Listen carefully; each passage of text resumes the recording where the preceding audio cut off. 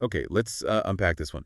Imagine you're, say, Kesser or Steen, students in a nature and innovation class. You're reading about this class, trying to figure out how you drive agriculture forward, but also, tackle biodiversity loss.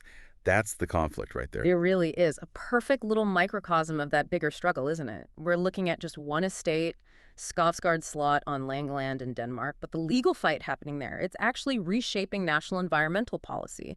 It's tradition versus, well, what might be necessary now.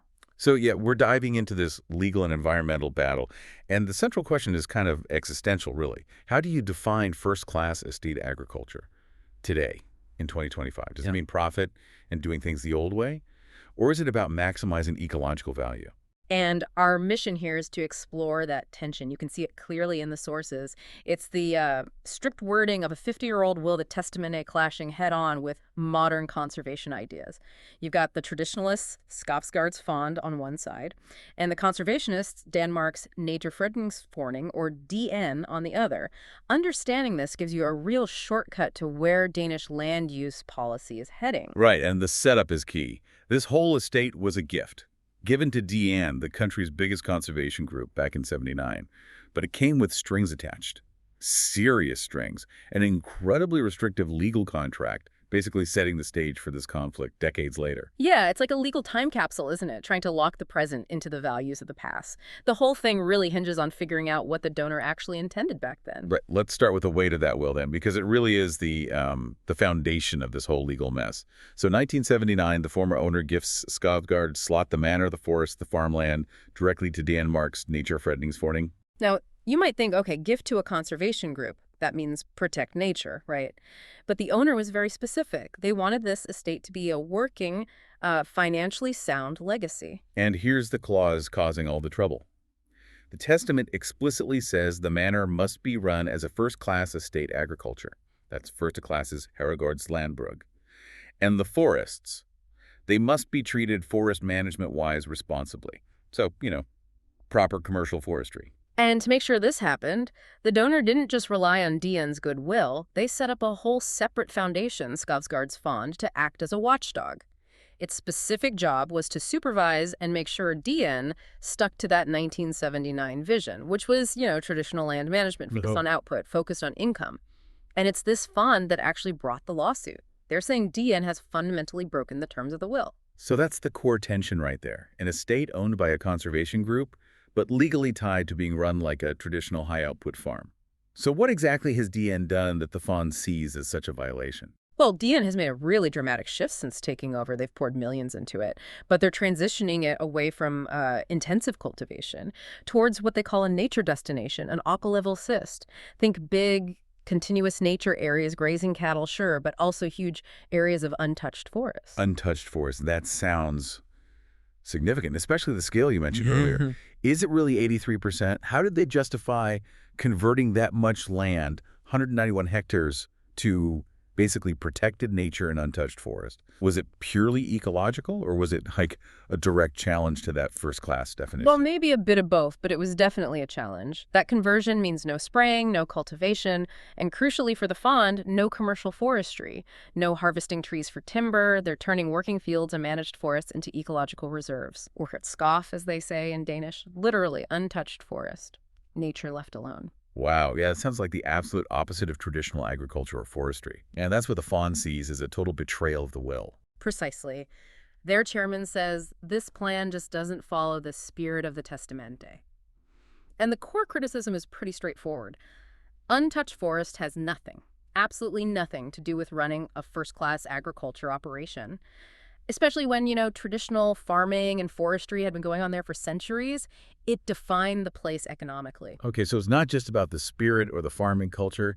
It's hitting the finances, too. We should probably dig into that economic argument a bit more.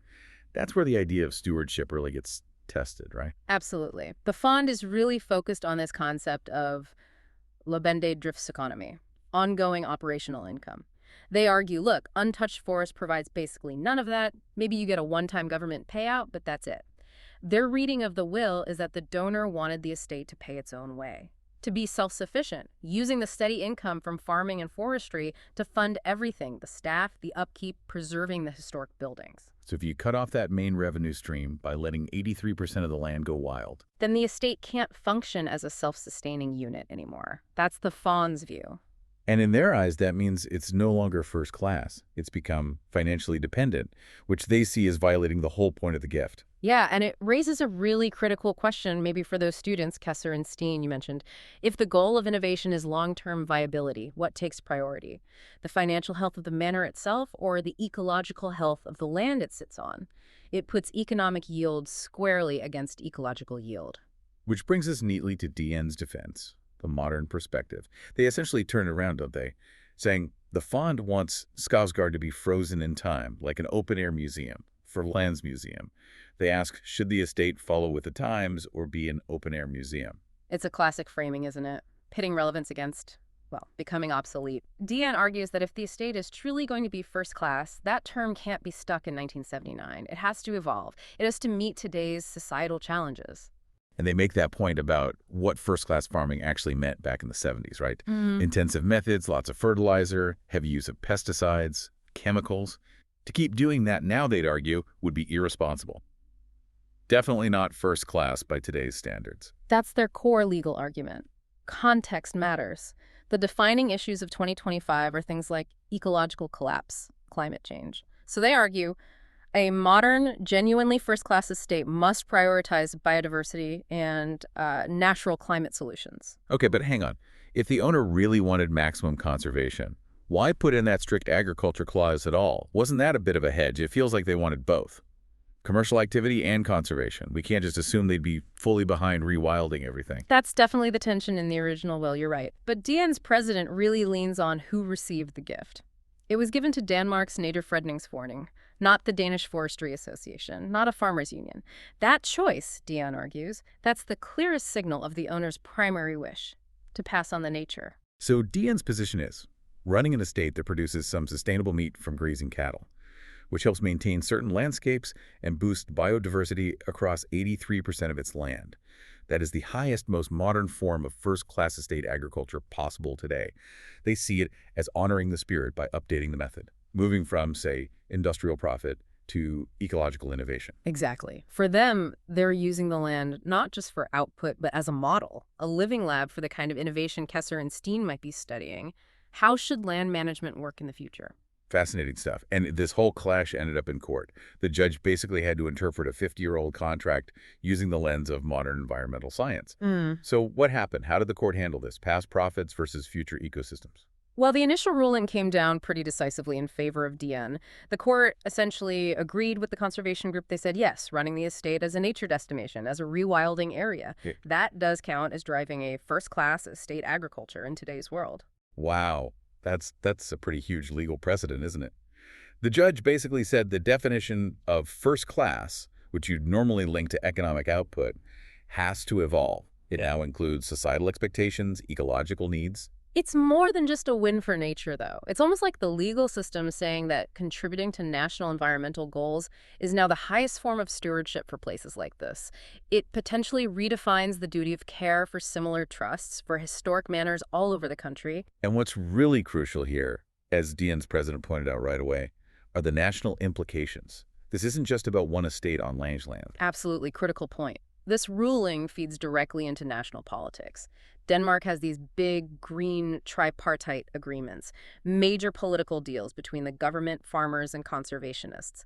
And a huge part of those is about rewilding large areas across the country. Right, and those deals depend on getting private landowners and organizations on board with converting land back to nature. Exactly. So imagine if the court had ruled against DN here. It would have completely undermined that whole effort. How could the government ask private farmers to rewild if the country's biggest conservation group couldn't even do it on its own land because of an old will? This ruling provides the legal backing. It validates the government's push for ecological conversion. It signals to every historic trust out there, maybe your top priority now is ecological health, not just financial return. So the court essentially said, yes, prioritizing nature, rewilding 83% of the land, is now central to what Denmark considers responsible first-class land management. That goes right to the heart of that nature and innovation idea, doesn't it? Innovation isn't just better farming techniques. It might be changing the whole purpose of the land. It's a landmark ruling, definitely. But the sources also show the Fond isn't giving up. They're fighting this definition tooth and nail. Their chairman said they're holding a board meeting to decide whether to appeal. They're clearly determined to defend their view. The view based on economic viability, historical precedent, the explicit words of the will. For them, the income stream is vital. For Dienne, the biodiversity outcome is vital. So yeah, clearly not the final word. But that initial ruling has definitely shifted the ground for land trusts. For students like Kesser and Steen, this case basically draws the legal blueprint for how future land gifts, maybe even government funding, will define innovation. It suggests innovation in land use is increasingly measured by ecological results, not just the bottom line. It's a deeply philosophical conflict too, isn't it? It forces you to ask, how should we judge first-class management? Is it about the immediate profit needed to keep the old manor house standing? Or is it about the long-term ecological health that benefits the wider environment? So, to sum it up for you listening, the struggle at Skovsgaard boils down to this tension. Tradition, the 1979 will demanding steady economic output versus the modern push for biodiversity, which involves turning most of the working land back to nature. And for now, at least, the court has sided with the future over the past. And connecting this to the bigger picture, it leaves a really important question for you, whether you're a landowner, a policymaker, or just someone interested, like our students. When our knowledge and our values shift so dramatically over time, from seeing intensive forestry as responsible to preferring untouched nature, how far should the law go to enforce the specific intentions of a donor from 50 years ago? Should a document written half a century ago limit our ability to adapt? To use that asset, the land itself, to meet today's urgent environmental needs? That struggle, how we reconcile history with present necessity, well, that's really just getting started. Okay, let's unpack this one. Imagine you're, say, Kesser or Steen, students in a nature and innovation class. You're reading about this clash, trying to figure out how you drive agriculture forward